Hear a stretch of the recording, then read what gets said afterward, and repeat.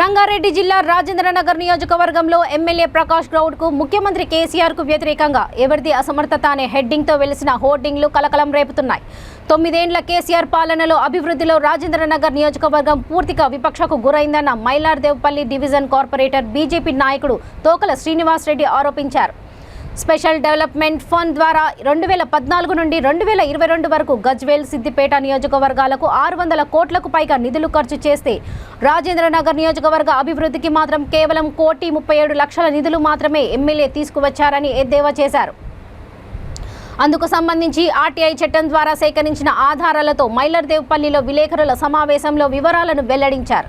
ఈ ఆధారాలను చూస్తే ఇది ఎమ్మెల్యే అసమర్థత లేక రాజేంద్రనగర్ ప్రజలంటే సీఎంకు చిన్న చూపా అని ప్రశ్నించారు. 3 సార్లు గెలిచిన ఎమ్మెల్యేగా ఉన్నప్పటికీ అభివృద్ధికి మాత్రం ఎందుకు జరగడం లేదని అన్నారు.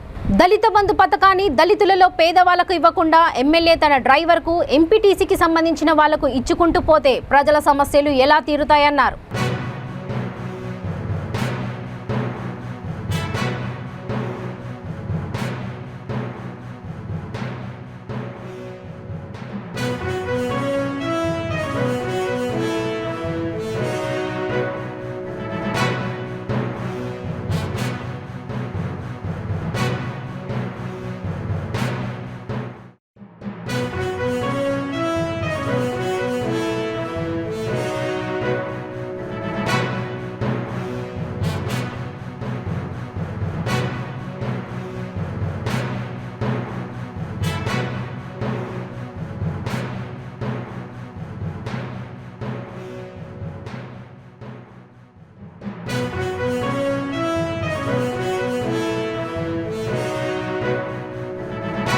నష్టపోతా అన్న విషయం మీరు మర్చిపోకూడదు.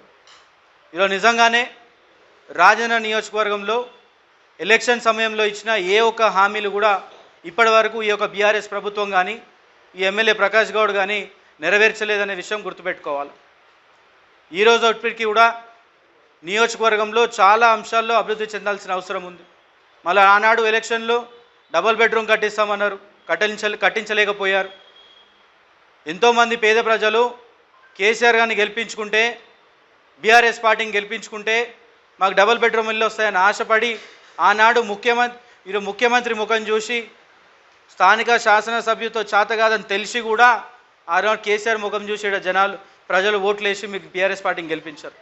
ఈరోజు వరకు కూడా ఏ ఒక్క పేద ప్రజలకు డబుల్ బెడ్రూమ్ ఇల్లు ఇవ్వకపోవడం కాక మరి కనీసం ఏ ఒక్క కోణంలో కూడా ఈరోజు మీరు చూసుకున్నట్టయితే 100 పడక ఆసుపత్రి